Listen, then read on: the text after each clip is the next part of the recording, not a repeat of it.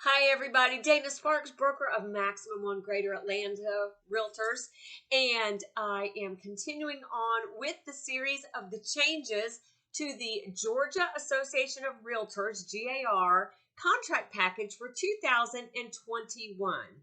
So we are still talking about changes they have made to the brokerage agreements.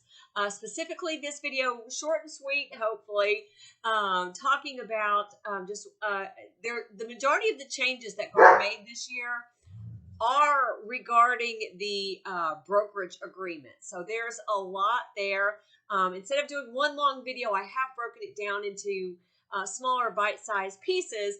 So this is continuing on with one of the changes they made to the exclusive seller brokerage engagement agreement, formerly known as the exclusive listing agreement.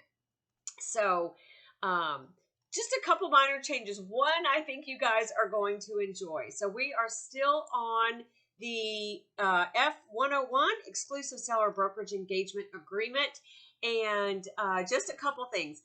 Under the paragraph B, which is the explanatory paragraph of the fill in the blanks for the corresponding paragraphs of all the fill in the blanks in A, just a couple things. One, I want to bring to your attention under list price and listing period. Under B2A, where list price, it says seller agrees to list for the price specified in the agreement. This is what they have added for 2021. I'm curious to hear your comments. Comment below what your thoughts are on this sentence.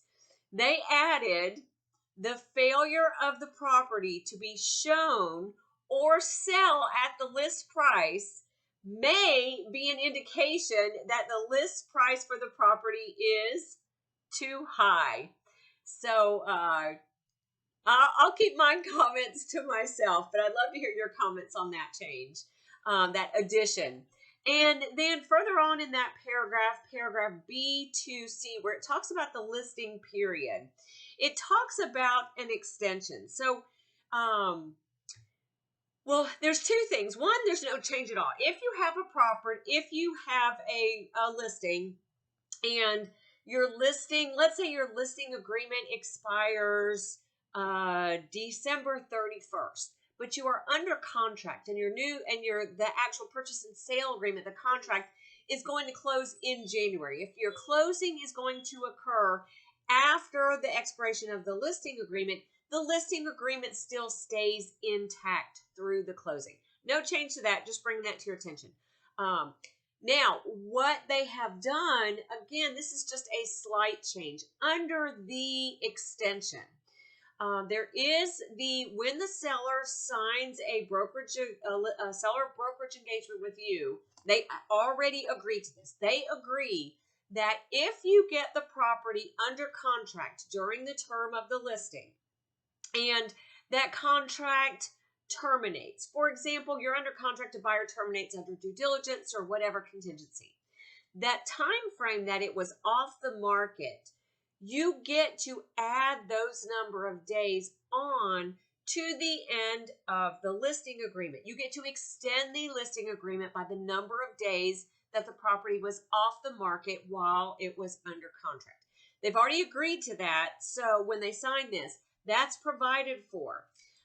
What they have changed is that you have to send notice. Well, that's not even the change. You've always, as the listing agent, you have always had to have sent notice to the seller of the extension.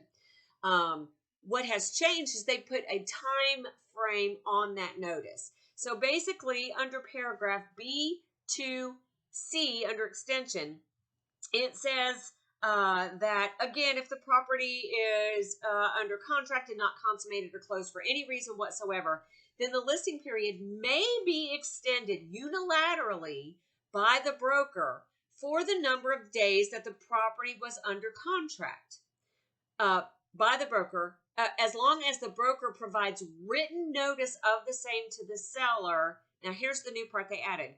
Within 5 days of the contract to sell not being consummated, but in no event later than prior to the expiration of this agreement. So before, you just had to send notice before the listing agreement in and of itself expired.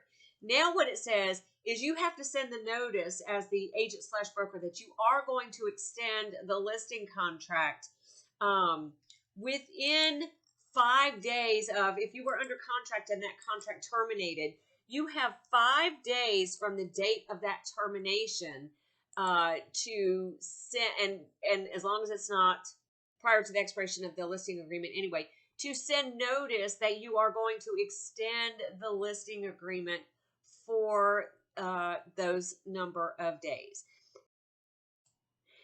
And if you as the agent / broker do not send that notice to the seller, then you are foregoing or forfeiting your right to extend the listing period for those number of days. So, or waiving that right. So if you are going to extend it, you have to send the notice within that time frame. If not, and there's nothing that says you have to extend it, then you waive the right to extend it. And so you're asking yourself, well, what form do I use? Well, GAR does have a form, and hold on, and I will tell you what that form is. You can use just the general notice form, and there have been no changes to that. And that form is, oops.